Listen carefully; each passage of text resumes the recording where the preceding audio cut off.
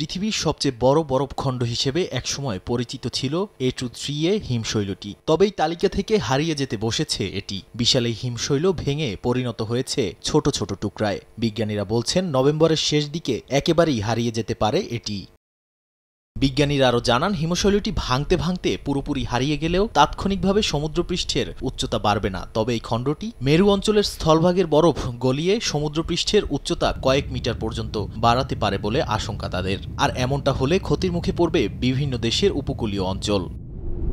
A23A বরফখণ্ডটি Antarctica থেকে ভেঙে 1986 সালের দিকে বেরিয়ে যায়। বিজ্ঞানীরা 1950 সালে এর নাম দেন গ্র্যান্ড চ্যাসম। কলোরাডো বিশ্ববিদ্যালয়ের গবেষকরা এটির গতিপথ পর্যবেক্ষণ করে জানান, 3 দশকের বেশি সময় ধরে এটি অ্যান্টার্কটিকার দক্ষিণ অংশে থাকলেও গেল কয়েক বছরে অস্বাভাবিকভাবে উত্তরের দিকে সরে যাচ্ছে।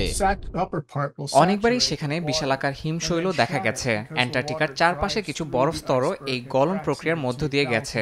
এর উপরের অংশ পানিতে ভিজে যায়, সেই পানি ভেতরে প্রবেশ করে ফাটল সৃষ্টি করে টুকরাটি ভাঙে।